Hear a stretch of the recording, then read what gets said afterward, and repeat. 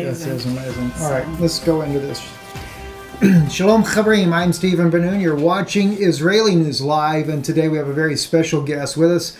Former Senator of Michigan, State Senator Patrick Colbeck, and amazing man in his stand when it comes to 5G. Also, we actually ordered his book, Draining the Swamp, An Outsider's Guide to Draining the Swamp, Wrestling Gators by Patrick Colbeck there. And it's kind of interesting, especially when he got into the 5G arena. I am sure he had some very big gators to wrestle. And me being from the South as it is, we know what gators are, and I wouldn't want to wrestle one. So anyway, thank you, Senator Colbeck, for being on Israeli News Live. And I'm sure, of course, this is a global channel. Everybody all over the world will be listening, many Americans as well. And I'm sure they're going to be blessed with what you have to say. And of course, we have Yana Ben-Nun who will be speaking in Portland, Oregon on 5G and the effects that it has there here coming up this coming weekend. So I think it's going to be a very interesting conversation we have today. Yeah, especially because I am going to speak in about 2 days about 5G in Portland. I am very happy to have Patrick Colbeck with us. Thank you so much, Senator Colbeck, for being here. And I consider him an expert. He's not only a politician, but he is also a scientist, right? Can you please tell us about your credentials? Well, a little bit of background. I'm actually an aerospace engineer. I got a bachelor's and master's degree in aerospace engineering from the University of Michigan. I attended the International Space University. I was a life sciences department graduate there. I worked on the space station, the environmental control and life support, as well as cabling design. And so a lot of the stuff we're talking about around electromagnetic interference and compatibility, I've got at least a rudimentary understanding of that. And luckily, I'm been blessed to be married to my wife, who's actually a pediatrician. So on the technical side, I feel pretty comfortable. She's got all the life sciences stuff nailed down. And when we added up everything that's going on in this area, and it's not just 5G, it's the whole wireless spectrum, it's something that's stacking layer upon us, an environment that we're not ready for yet. And so this is something that is a definite concern, and appreciate you guys' willingness to talk about this sensitive subject. I can tell you it wasn't easy for me to bring it up in the environment, and I'm a techie, so I came around saying that something was of concern. It took me a long while to get to that point, and but the evidence from my perspective is pretty much overwhelming and something we need to address, especially as public servants. Well, we appreciate you as a politician that you care for American people, because this is not a common trait of politicians, really, to care for American people and children. But your wife being pediatrician, that's such a precious fact right there, because when I researched 5G, children are going to be more affected than humans, of course, and than adult humans, because of their skull is smaller, of course, and their body has a little more water. And as we know, the 5G affects water, and we are 70% water, so it's going to affect us on cellular level as well. So let's just get into this. And I know you spoke about all the technology, but I want to focus more on the 5G right now. Do you know what is the exact difference between 4G and 5G? Because that's what the common question is from people. First of all, everybody knows that the first 1G was the first telephone call we had. Then we had texting 2G. Then we had first data at 3G. 4G was higher speed data. Now 5G is taken to the next generation, if you will. So that's the 5th generation of wireless technology is what it stands for. And the big difference between 5G and 4G is the frequency associated with that. I mean, we're typically in the microwave range with the 4G, 3G communication. Now we're heading up into the 24 to 90 gigahertz spectrum. And just for references, the active denial system used by the military for non-lethal crowd control is sitting around 94 gigahertz. So we're right up in that area. And that frequency, when it's used and directed at people, actually provides a stinging sensation on the skin. And so the big difference from a coverage perspective is that 5G systems, because they operate at a higher frequency, it's very difficult for those waves to actually penetrate solid objects like walls. And so to make up for that, instead of having a cell tower 1 every 2 miles or so, which is what you have with the current 3G, 4G technology, now you got a case where you're going to have it potentially every 2 to 10 homes. They're going to be fixed, quote unquote, small cells sitting in your neighborhood, and due to a lot of legislation and public policy that's been adopted of late, you're not going to have any say over whether or not that's put outside your house or not. So you talked about frequencies. It's 94 gigahertz. It's actually a weapon that military uses, and I guess they use it to disrupt people when they are on strikes or protests. So I would characterize this 5G with that kind of frequency as not even a technology, but I would characterize it as a weapon. Is that what they're doing? Are they deploying weapons in our neighborhoods? Yeah, there's a communication mechanism. But yeah, I mean, I just want to put that in perspective. Obviously, those are higher power thresholds when you're using the active denial system. But just to put it in context of what frequency we're talking about, I mean, that is a concern. And it's this whole area of layer upon layer of wireless radiation that's really concerning. You nailed it, that the most susceptible population are the kids. And it's because they're growing. They're doing cell replication on a regular basis. And if you're sending signals in there that can mess with that cell replication, all of a sudden what they thought was supposed to be an A in their DNA cycle turns into a G, and bad things happen. So it's really at the molecular level, at the cellular level, this is something that is of concern, because each person is, we're essentially walking, talking wire harnesses. That's how the body operates. And if you start throwing some random signals at it that it wasn't designed to accommodate, that's something of concern. And different people are affected in different ways. My wife was very sensitive to it. She had serious tinnitus.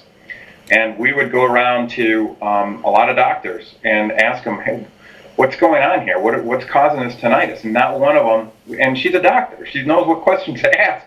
Not one of these doctors could nail down what was actually happening to her. And there's also some thyroid issues. Well, turned out it was wireless radiation in our home. We turned off the Wi-Fi router. We turned off, which you can turn on, in periodic bursts. It's not you can still have access to technology. We went to corded phones instead of the cordless phones. We got opted out of our smart meters, and lo and behold, her tinnitus is gone. Wow. Same thing happened with their parent with their cardiac arrhythmia. They had serious cases of AFib on a daily basis. We moved their router downstairs, lower intensity. They turned it off at night. Now all of a sudden, her father, who needed a pacemaker, no longer needs a pacemaker. That is amazing. That's amazing. And you know how many people have hormonal disruptions these days, and they probably don't know it might be due to their Wi-Fi in the house. Yeah. And a lot of other issues. And as I told you before we started this program, my own experience in Czech Republic, which is a testing ground for 5G, they're testing it on East Europeans right now. As we speak, BMW is testing vehicles, self-driving vehicles in Czech Republic. So my son was affected greatly because they sold us this little device, and at the time I wasn't aware it's 5G. That's not what they call it there. And they said, we are testing this, and it's going to bring you a great internet to the whole house. And I was excited because we needed to work, so we needed a good connection. And we put it very close to the room where my son has a room. And next thing we knew was that his whole body had rash. And these rashes would come and go, but daily, 2-3 times, he would just break up in hives. And very strange. So we gave him Benadryl, thinking, maybe he ate something, or there is something different in air in Czech Republic than in USA. We didn't know. But I started the research, and then I started finding out that, wow, what they gave me, that's actually 5G. So I have a 5G in my house. My son has hives all over his body, and he described it, Senator, as something. It was not just that he had these breakouts or whatever that was, but he said that it was hurting him. It was like he felt like he's on fire. Yeah, he said, Mom, I feel like I'm on a fire. Like it's hurting me, like it's warm. So that was strange. And now that you're speaking about this weapon that military uses at the same frequency that we are about to roll out in our neighborhoods, that's a scary thing. Yeah. It is, Mary, and it correlates exactly what you said. Correlates with some of the studies that they have done. Actually, it was Israeli scientists that actually did studies on the effects of 5G broadcasts, and because of the wavelength we're talking about, it doesn't penetrate much further than the skin. But the skin is what's absorbing it, and you saw it with the rashes. That's exactly what the science has actually demonstrated as a result of this. So, Yeah. and some people are more sensitive than others. Your son's an example of what I call a mining canary. You know, they used to carry those little canaries down into the mines, and if the canary passed out, well, odds are that something bad was on the way for the miners, and they should get out of there because there's some noxious gases that they have to be aware of. We've got a lot of people in our communities that right now, frankly, are being ridiculed because they're hypersensitive to some of these issues, and they shouldn't be. They're actually providing a good service saying, guys, there's something to look out after on this, and it's important that we start not just talking about the benefits, which you were pitched, right, all the higher download speeds, you'll have great access to the Internet of Things. We have to start looking at the risks too, and I'm convinced as an engineer, once you understand what the risks are, you can design a system to go off and provide a lot of these benefits without the risks, and that's kind of where I'm trying to push things. As a matter of fact, we had a forum back on December 8th where we had international experts from all over the world come to Lansing, Michigan, where we had the first of its kind forum discussing both the benefits and the risks. And the risks are pretty significant. And it's not just health effects, it's personal data security, and it's also national security. Right, and you know, when you speak about how they're selling it to us, that we need it because we need higher speeds and all kinds of stuff. But one of the things on the conference that you mentioned, and we will provide links for people so they can see it, but I don't remember his name, but he was speaking about benefits of 5G, and he was particularly talking about how many people die in car accidents in the United States. And of course, that's true. That's true, they do. And that the self-driving cars would be saving lives, and how many thousands of lives, right? Because the self-driving cars are not going to have accidents like humans have accidents. In fact, I don't know, I knew exact percentage about how much it would save in car accidents, and insurance companies, how much they would save. So what's your take on that when you hear this kind of benefits and somebody arguing those points, right? So what would you tell them? Well, first of all, I think the person you're referring to is Frank Clegg. He's the former president of Microsoft in Canada. And I actually put him on the spot at that forum because I wanted him to provide an industry perspective of the benefits. Now, he no longer works at Microsoft because he understands the risks outweigh the benefits. Wow. And so this is a case where I put him on a spot and he had to make the case from an industry perspective. So apologies to Frank on that right now. But that's what it comes down to. Whenever it's a trade-off. In engineering, they call it a trade-off. And you go off and say, guys, here are the benefits, and there are some undeniable benefits. Maybe it is improved safety around autonomous vehicle. But there are significant risks. And maybe there's another approach to actually solving that same problem that doesn't involve those risks. But until we recognize that there's a risk, nobody's even looking at those other solutions. And that's the problem we're at right now. Now, I think I mentioned earlier already, I did not come to this position easily because you can line up all my personal communication devices ever since the first Palm Pilot. I've had a PDA, and as soon as it started being able to make phone calls, I adopted them, and I've been an early adopter of technology for quite a while. But those benefits that I enjoy and I really appreciate, we really do have to start addressing those risks. And so when you talk about the benefits to personal safety, that's nice, but you got to balance it out with the discussion of those risks, or it doesn't hold any weight with me. Right, at what cost? What's the cost? I do want to ask a quick question, Senator Colbeck, because you had mentioned earlier about some things that your wife has suffered just because of the wireless technology in your home. I'm assuming that is probably 4G.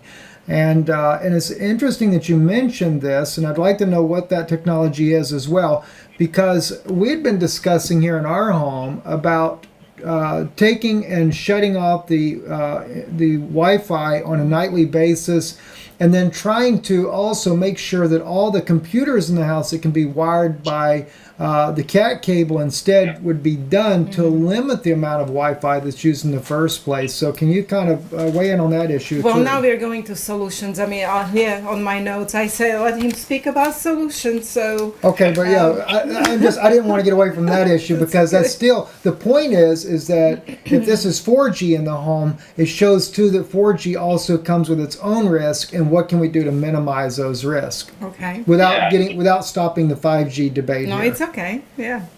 No, well, it's kind of all, like I was saying, it's a kind of a layer cake, and we've been building these layers of different wireless communication devices for quite a while. Actually, my engagement on this started with a discussion around smart meters. We had pulsing smart meter installed off of our home, and I think I was mentioning to you earlier, the first indication that something was not right was actually our plant that was sitting right outside us, right about 5 feet away from that smart meter, started getting browner and browner and browner, and started right after the install. I put up a little mini Faraday cage on the outside to decrease the emissions coming out of it, and all of a sudden the plant started getting greener and greener and greener. So it doesn't take a rocket scientist to figure out something bad is happening there. That's right. Well, it turned out that my wife was having some of the same effects from that smart meter. And you're right, Steve. We actually went off and I decided to do an experiment because I did not want to do this. I like my Wi-Fi. I like being able to turn it on when I want to turn it on. I can connect my phone to it. I save on my data charges for my phone. It's really nice. But we did an experiment. And so I turned off the Wi-Fi. And that's in the 2.4 gigahertz and 5 gigahertz band, if you will, because we had a dual band wireless router at home. And so I turned that off, and sure enough, her tinnitus went away. Now, there were some other things that I found out along the way, is that also our cable modem and wireless router were one device. And turns out that the cable provider was using our home as a hotspot. So I could control 2 of the channels, they controlled the 3rd channel. And I could not turn that off remotely. I had to call them up to actually remove it. And eventually I got rid of their router because every time the power went out, it would reset and turn back on without letting us know. So I ended up hardwiring, like you talked about, putting Cat 5 wiring all the way through the house. So the basement ceiling doesn't look very pretty right now, but it is functional, and we've got all the same access to the internet, but we have a zero-emission home now, and it is possible. As a matter of fact, it's even more secure without the wireless communications. I mean, you can actually have a hardwired connection that is faster and it's more secure, and there are people that will come around, drive around neighborhoods trying to get into people's personal networks. We've stopped the gentleman that was sitting out in front of our home with a computer going off and scanning Wi-Fi's and getting into personal networks. That does happen. And so there are some other reasons to pursue turn off the Wi-Fi at home as well. Mm-hmm. Yeah. Absolutely. So you talked about solutions for 4G, and at what gigahertz 4G operates? The 4G, and it varies all across the world, I mean, on the different communications, but they're usually in the microwave transmission area, which is around 2.4 gigahertz. Okay, and 5G is what gigahertz? Yeah, 5G is 24 to 90 gigahertz. Wow. So, and the emphasis is on hertz. Now, even though that you did all these precautions, if they roll out 5G and put the device on a pole next to your house, yep. Whatever you did at home right now, is this going to help you? No, it's no, obviously we're not begging for faster download speeds. We're not begging for all the stuff that they're selling us right now. Yes. It's not demand driven. So it gets to something that is kind of a popular push right now in political circles, is that we're in a race against the Russians and the Chinese for 5G technology and deployment of that technology. Exactly. I don't know how many of you are familiar with the recent recently, I think it was a COO or a CFO of Huawei, the Chinese technology company it's actually one of the largest wireless communications companies in the whole world. And they've got a lot of their technology embedded in the communication networks here in the United States and in Canada. Well, the Canadians held her because it was they were concerned about some of the financial transactions, and I don't remember the details around it, but the bottom line is this 5G technology, there are national security implications for it as well. That's why she was held back. I think she's since been released, but it created quite an international storm. And from a policy perspective, people are trying to promote the deployment of this technology, but when you actually look at the folks responsible for national security, they're the ones putting up a hand saying, stop it, wait a second. A lot of the people that are providing this technology do not have our best interests in mind. That's right, that's right. So do you have any knowledge of any solutions? Let's say they're going to roll it out. It looks like they are. It looks like they don't care. You know that President Trump has signed an executive order for a rollout. Yep. So he doesn't show any concern for our biology. As you know, 5G and our biology, we are not compatible. However, 5G is called the fourth industrial revolution, and it is a part of making America great again economically. Because as you said, they are in a kind of race war with China, Israel, Russia, even Saudi Arabia. And I don't know if you guys know that Saudi Arabia has built its Neom city, which is like AI city, and that's where it's all heading, to smart cities and all of that. So this is something that I kind of feel we cannot avoid. So are you aware of any solutions that are out there for us? What can we do to protect ourselves from 5G? Well, first of all, some good news. I don't think this is a major tenet of President Trump's administration. So this is not something he campaigned on. It's not something he pushed. He's just saying, "Oh, this sounds good. It's good for America. Let's go off and push it." So maybe he doesn't know. Maybe he doesn't know the biology connection. Now, having said that, I did talk with Ajit Pai, who's the FCC chair. I actually provided him a copy of the paper highlighting both the benefits and the risks, and I wanted him to address that. And 2 days later is when he issued that declaratory ruling from the FCC saying, no longer can any of the locals or states do anything to stop the rollout of 5G. It's a matter of national importance. Mm-hmm. So from that perspective, I have some concern that when the FCC chair is pushing that, and by the way, FCC is known as a captive agency. And what I mean by a captive agency, it means it's actually ran by the same people that it's supposed to be regulating. So Ajit Pai is a former Verizon wireless lawyer. And there's a habit of people that come from the telecommunications industry to go off and serve as the FCC chair and make these declaratory rulings. Unless you're really spun up on the details of what is involved with this policy, if you're President Trump's shoes, you're just going to sit there and take the advice of your advisor, especially on a highly technical subject. Mm-hmm. I mean, I don't know if Donald Trump has ever had to worry about configuring his own home Wi-Fi before, but so this is probably not something he's addressed. So it comes down to a fundamental problem for all of us, and from a policy perspective, and I kind of outlined it in 5 stages of wireless technology risk awareness. Okay. And right now, the vast majority of people, probably 99.9% of people, are at stage 1, which I call denial, right? There's nothing wrong. We're well within FCC acceptable limits, and they ignore the fact that the acceptable FCC limits are orders of magnitude above the limits where we see harmful biological effects.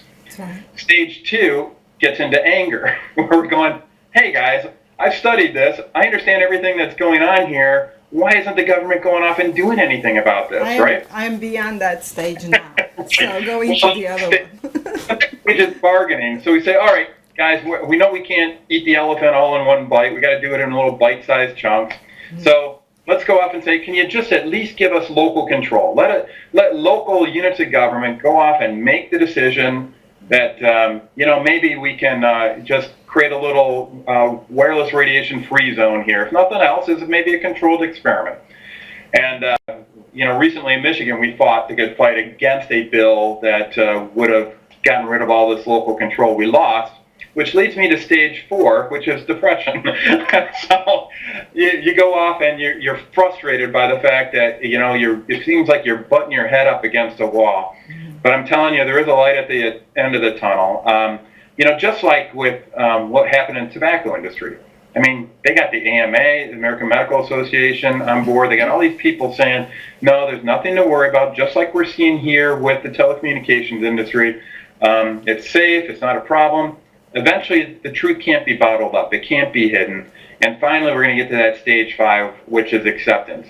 When But we get I'm in that worried mode, what happens with all these people that have to be affected, children that have to be affected by the time that light comes and by the time they realize what happened. Yeah, like the smoking industry, where so Like many smoking people died of industry, how many cancer. people were affected and are still affected? But do you know what I mean? I mean, what's the light then at the end of the tunnel? Well, you know what? Let me just mention this here real quick too, because Senator Colbeck brought up an issue that is probably being pushed, especially in the political circles in Washington D.C., and that is the Russians and Chinese, especially after Vladimir Putin issued a public statement saying that whoever controls the AI of the world will rule the world. And of course, you can't have the AI technology without a 5G Yes. technology to facilitate that particular issue there. So this may be one of the reasons why. And of course, in Russia, it's kind of like in Eastern Europe. Eastern Europe is still under the Soviet type of mentality. They're still under a communistic way of life, even though they have the freedoms now. So the government does things and they never tell no one. It's kind of like vaccines. In Eastern Europe, you have no idea what's in your vaccines. The same thing with your internet. They don't tell the people the risk.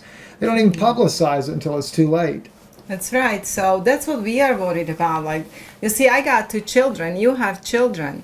Your wife is a pediatrician. How many children is she going to see damaged by the time they realize something, you know, that something is wrong? So what do you suggest we should do? Do you think we Well- should get together in communities? Education is the key, I believe.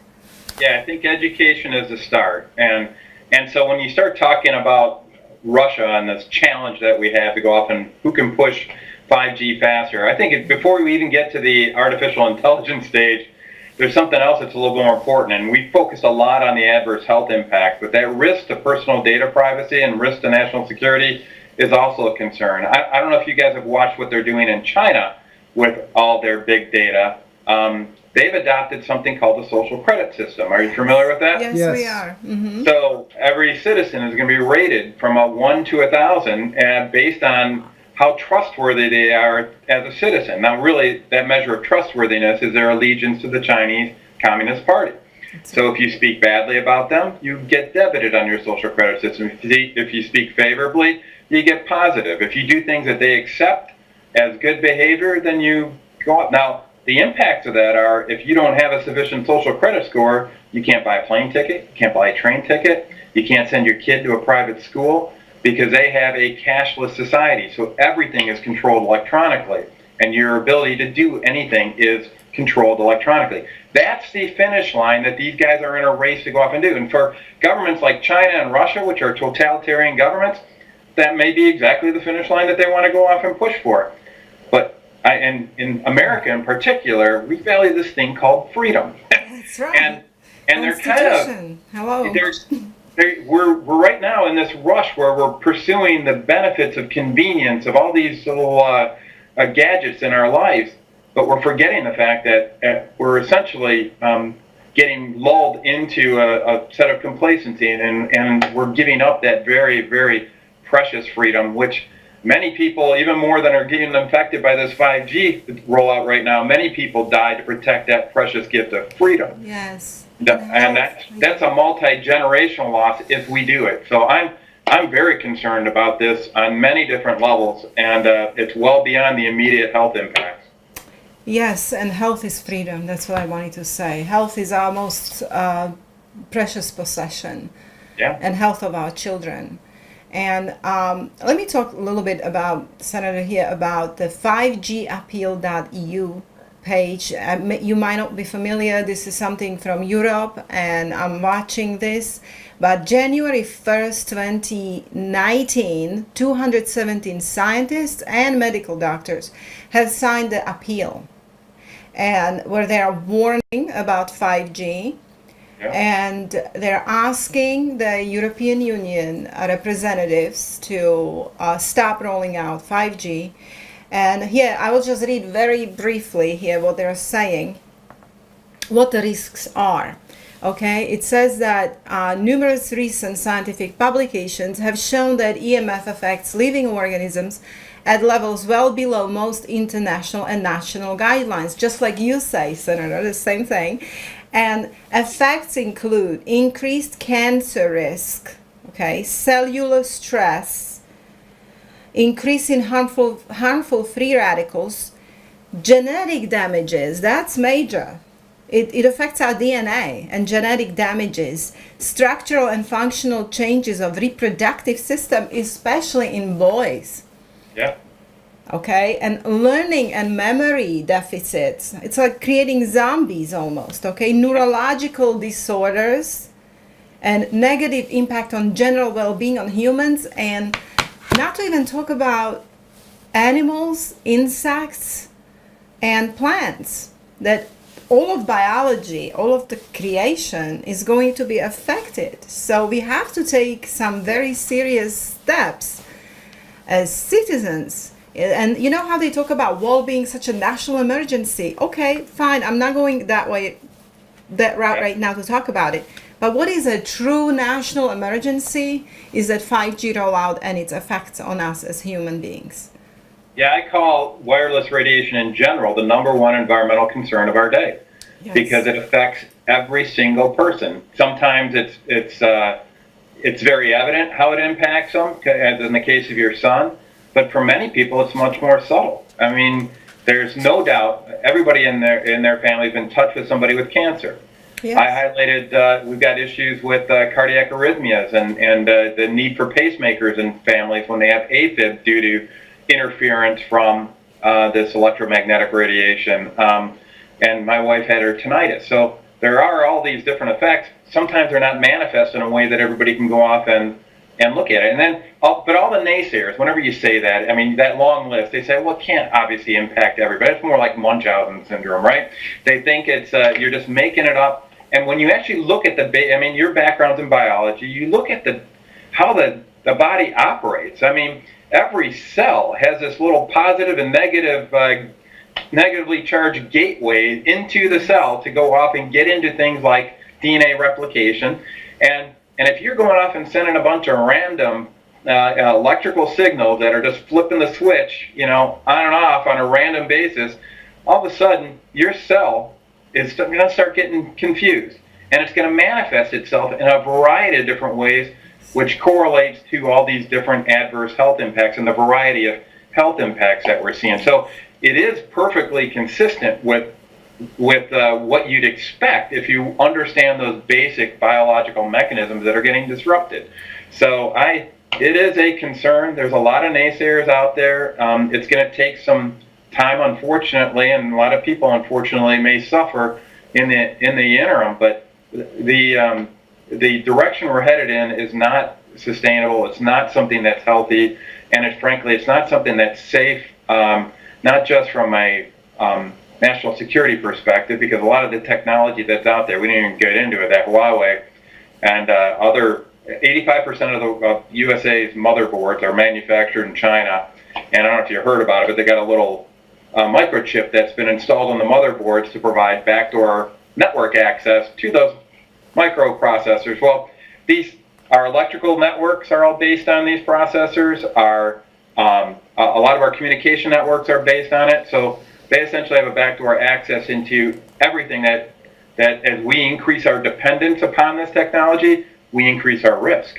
And so it's health, it's national security, frankly, it's our freedom in general that is very much at risk with this unfettered deployment. And the shame of it is there is a way to get access for communications, get that access to the Internet of Things in a safe way that doesn't have these adverse health impacts.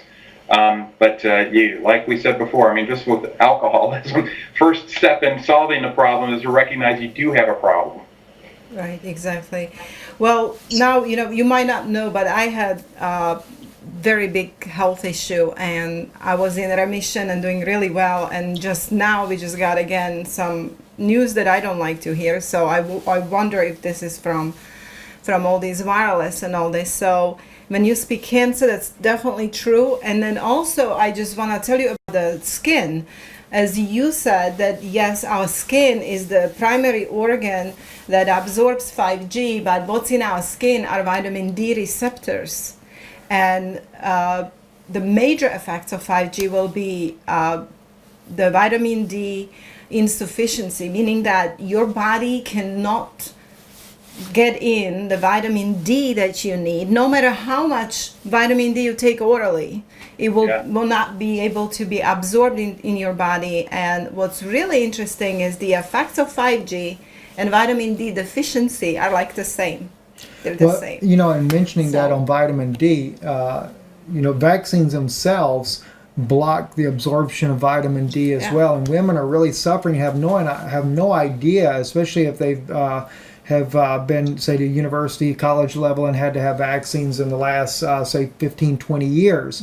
But if you go back to my generation, when we didn't have these types of vaccines growing up, and never got them later in life. I mean, I got them in the military, but other than that, don't really have any vaccines whatsoever, so I don't have those issues. But if they do it in the 5G, they found a new way. Whether they're doing it intentionally or not, it could just be the side effect, so I don't want to accuse them of that. But the point is, it's still having the same effect that the vaccines are having, and that's going to really increase a tremendous amount of health problems, even more so than what we already have with other issues. But we are so happy that you are addressing this and fighting for American people and educating them. So we want to take your material and get it out to the public. So what else can you tell us, especially in solutions and the light at the end of the tunnel? Well, I think first of all, we're not alone in this. So it's not just you guys and me and my wife that are doing this. There are a lot of people all over the world. You talked about the resolution in Europe. There's a group called the Baby Safe Project here in the United States, where a variety of doctors got together and signed a declaration very similar to that. We've got MD Safe Tech, which is a great facility, Physicians for Safe Technology, that go beyond identifying the health impacts to providing some practical safeguards that you can put forward to protect yourself. Also, the Environmental Health Trust is a great organization, and that has a lot of those safeguards. Just one word of caution for everybody. When you start talking about this, they say, well, we should do a study on that. And that's just, you know, being from the political realm, that just means I don't want to deal with it right now. We'll wait for the next guy to go off and address it. And they just kick the can down the road. There are thousands of studies documenting the adverse health impacts associated with this technology. We just got to start looking at it and actually reading it and putting it into action. So all these organizations that I was mentioning, and there's so many more, they're a great repository for this information. So I would suggest that all the viewers that are online right now, that are watching this, they actually start sharing some of those websites with their friends and family. Start taking some of those practical safeguards. If you're not ready to completely pull the plug on your Wi-Fi or whatever, at least turn it off at night. Put your Wi-Fi router on a timer. When you're walking around with your phone, I've got just turn on airplane mode. When your laptop is plugged in, even if it's hardwired in, turn it on airplane mode as well, and shut down your Bluetooth and your Wi-Fi broadcast on it.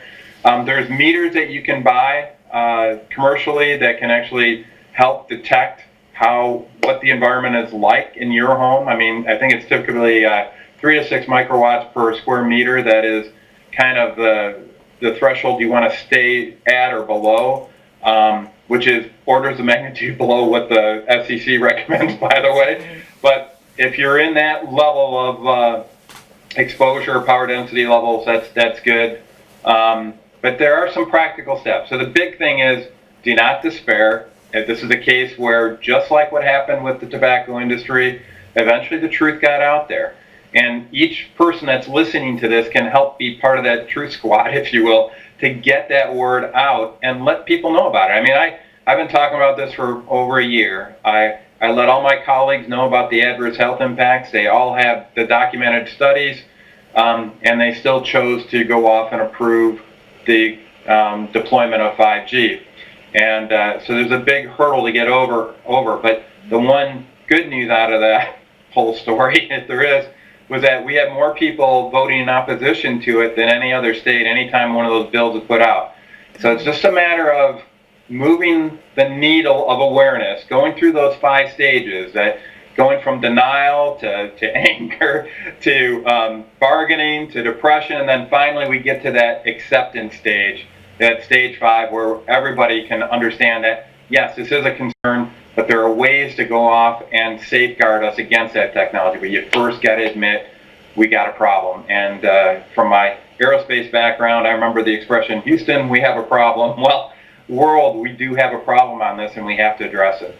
Yeah. Senator Colbeck, let me ask you real quick, just as I know we're probably getting close to winding down now. In your book, Wrestling Gators there, do you deal with the 5G debate in this book here, or are you looking at possibly you and your wife maybe co-authoring a book together in the near future on the subject? Oh, that's something else for the to-do list, I guess. But no, in the book, what I talk about is how government really works behind the scenes. So if you want to influence the policymakers, I think it's very useful in that, because I talk about how a bill becomes a law. I talk about the different tactics that kind of the folks in the swamp like to use to impede good principled policies. And so it's really kind of a how-to book for people that want to affect the public policy debate. So that's, I think, the primary benefit. I don't talk specifically about 5G in there, not that I recall. I had to, before publishing it, I had to scrub about 100 pages of this thing to get it out there. So that might be in volume 2 that we release down the road. But I really want to get people to understand how policy works. If you really want to change things, if you really want to stop the unfettered deployment of some of these technologies and get them to wake up to how it's impacting real people's lives, you got to understand how the political system works. And that's what I try to focus in on with Wrestling Gators. And it's I call it Wrestling Gators, an outsider's guide to drain the swamp. The reviews that we've got on this have been fantastic. It's up on Amazon.com in Kindle and in paperback format. But I encourage you to check that out if you want to become a more effective policy advocate. Very nice. We'll post all of that in the description below for you guys as well, so you'll know how to be able to look at this information, as well as Senator Colbeck has given us a vast amount of information that'll be in the description below as well from the conference. And if you can let people know as well, Senator Colbeck, how people can access this, if there's like a one-stop place that they can see all this information as well, because what you sent me is incredible. Well, the best place to start is up on YouTube. I've actually got a Patrick Colbeck YouTube channel. If you go into that YouTube channel, you'll be able to access all the videos from the panel, from the forum that we had, and they're in bite-sized increments. I mean, essentially, I asked all these forum participants who have a storied career on this particular subject. I mean, one of the presenters, his name is Dr. Ron Melnick, was actually one of the lead researchers on the 14-year, $25 million study to end all studies on cell phone radiation that declared that there was clear evidence of carcinogenic effects. He was actually at our forum, and I asked him to try to summarize everything in 10 minutes, and they did. So all these are in little bite-sized chunks, and you can go to YouTube and search for Patrick Colbeck, and if you go to that YouTube channel, it's in there. Plus, I've updated all those YouTube videos to have links to all the different websites, like the Environmental Health Trust website, so that people can get access to that directly from those videos as well. Excellent. Okay, well, thank you so much. I mean, you are like a breath of fresh air, because being in politics and actually taking these kind of steps, that's very encouraging. Thank you. Well, thank you guys for getting the news out, because this is with the media, this is important. This is an important thing. That's how we get the truth out. And you guys taking on a difficult subject. I mean, when's the last time the media went beyond a 1-minute summary of a complex story, right? This is a very complex story. There's a lot of nuances to it. You guys have dedicated the time to getting the truth out, and I really appreciate that. Thank you. And sometimes what it does affect some of the larger networks as well. I know a lot of times we bring out stories, RT gets a little jealous, and they'll put up a more of an in-depth study on it as well, or even BBC. Both of those kind of watch pretty close what we put out. So Good. So hopefully it'll definitely have a greater impact. So thank you very much, and thank you guys for watching. Definitely share the information. I would encourage you as well, subscribe to Senator Colbeck, Patrick Colbeck, his YouTube channel. It'll be there in the description below. That way, if he loads up anything in the near future as well, you'll have that access to that information, because it is a vital information. And I'm sure when we see Dr. Pigeon this weekend, he's also taking up the 5G debate, and so I'm sure he'll be very interested in this interview we've done here today with Senator Colbeck. Thank you again, Thank you Senator. so much. Thank you, guys. God bless.